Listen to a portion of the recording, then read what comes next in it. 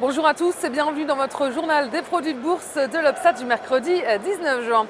Fin de séance stable à Paris, le CAC 40 cède 0,08% à 3860 points. Les investisseurs attendent l'issue aujourd'hui mercredi vers 20h à Paris de la réunion mensuelle de la Fed. Un rendez-vous très attendu des deux côtés de l'Atlantique. Du coup, la prudence reste de mise et la place parisienne en profite pour marquer une pause. Et du côté des valeurs sur la côte parisienne, les constructeurs automobiles terminent en ordre dispersé après l'annonce d'une nouvelle baisse des immatriculations sur le mois de mai. Renault gagne 0,3%, en revanche Peugeot lâche 0,62%. Et à Wall Street, en revanche, fin de séance dans le vert, le rendez-vous phare de la journée. Donc c'était évidemment le début de la réunion de 2 jours à Washington des dirigeants de la Réserve fédérale américaine. Un rendez-vous très attendu qui va permettre à la Fed de clarifier sa politique monétaire. Et Ben Bernanke, le patron de l'institution, avait évoqué fin mai un possible ralentissement de la politique de soutien à l'économie américaine. Le changement de cap ne devrait pas se faire dans l'immédiat. Les investisseurs sont confiants. Ils tablent sur une poursuite de sa politique ultra accommodante. Et le comité de la Fed devrait aussi transmettre ses prévisions sur la croissance, l'emploi et l'inflation des États-Unis. Bref, beaucoup de signaux importants à venir. Les marchés seront suspendus au verdict de la Fed aujourd'hui, mercredi, donc vers 14h à New York et donc 20h heure de Paris. Et les statistiques américaines du jour confirment la reprise limitée de l'économie des États-Unis.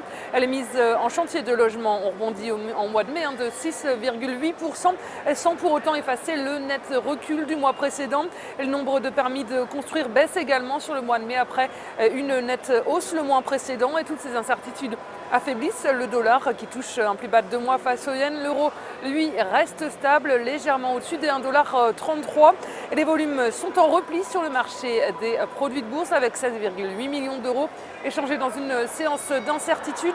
Et concernant la répartition par type de produit, les certificats sont en baisse à 73% des échanges, les warrants sont à 27%.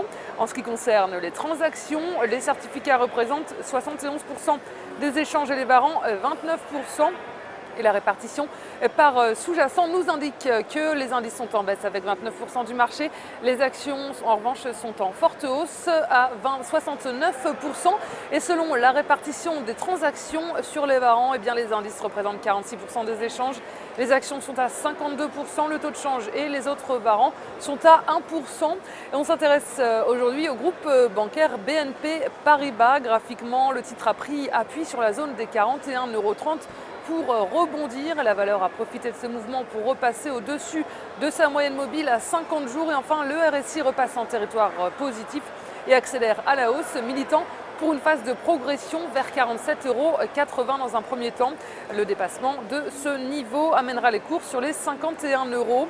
Et la stratégie qui vous est proposée pour jouer cette valeur, c'est l'achat du Warrant Call BNP Paribas à 4624 T d'Unicredit au prix d'exercice de 45 € et d'échéance au 6 décembre 2013. Voilà, c'est tout pour aujourd'hui. Passez une très bonne journée. On se retrouve demain.